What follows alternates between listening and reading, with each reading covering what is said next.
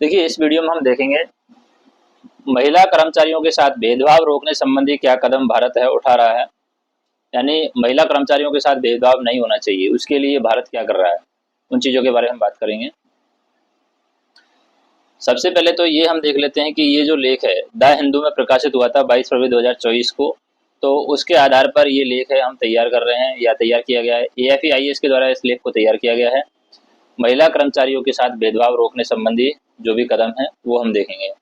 तो जैसे हम बात करें, हाल ही में उच्चतम न्यायालय ने कहा है कि महिला कर्मचारियों को विवाह करने पर दंडित करने वाले नियम असंवैधानिक है।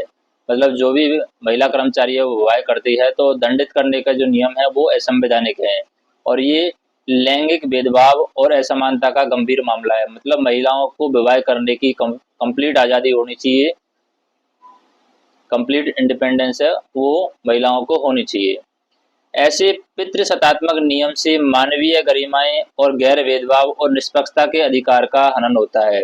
मतलब कुछ नियम इस तरीके से हैं जो पुराने जमाने से चले आ रहे हैं, पितृसत्तात्मक हैं, जिनका कोई मूल नहीं है, जिनका कोई मतलब नहीं है, वो नियम चले आ रहे हैं, पितृसत्तात्मक नियम हैं और उन नियमों की वजह से महिलाओं की गरिमाएं हैं वो खंडित हो रही है।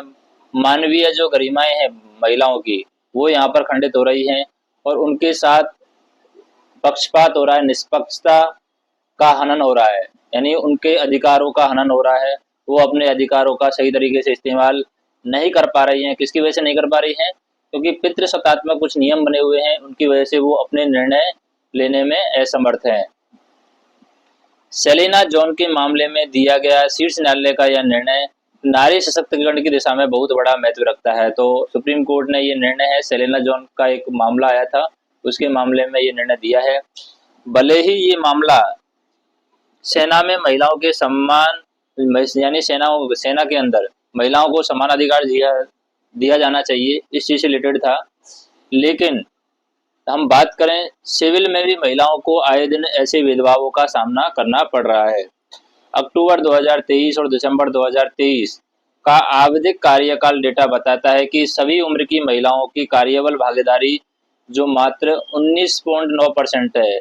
मतलब सिर्फ कार्य करने वाली जो महिलाएं हैं ओनली 19.9% महिलाएं हैं वो कार्यकारी हैं। अगर इसे बढ़ाना है तो शिक्षा में रुकावट और रोजगार के अवसर और समाज की रूढ़िवादी सोच पर हमें काम करना होगा, ताकि समाज की जो रूढ़िवादी सोच है और रूढ़िवादी सोच से कोई भी महिलाएं हैं वो पीछे ना रहें। रूढ़िवादी सोच से महिलाओं को बचाना है और उनको महिलाओं को अवसर देना है। महिलाओं को शिक्षा में रुकावट आने, जिन चीज वजह से महिलाओं की शिक्षा में रुकावट आती है उन रूढ़िवादी सोचों को हमें हटाना है।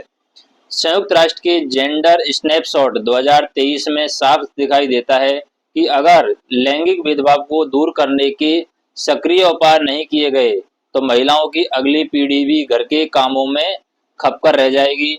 जब तक सामाजिक और सांस्कृतिक बदलाव नहीं लाया जाता है तब तक महिलाओं और कन्याओं के लिए लाई गई योजनाओं का भी बहुत कम प्रभाव आपको सामने दिखेगा।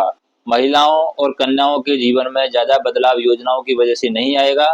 हमें अगर महिलाओं को समानता दिलाना है या महिलाओं में के जीवन में बदलाव लाना है तो हमें सामाजिक और सांस्कृतिक बदलाव लाने की ज़रूरत है। तो कमेंट करके बताइए कि आपको ये कंटेंट है वो कैसा लगा और चैनल को सब्सक्राइब कर लीजिए, वीडियो को लाइक कर दीजिए और जो भी सजेशन है आपका इस वीडियो के बारे में वो हमें बताइए।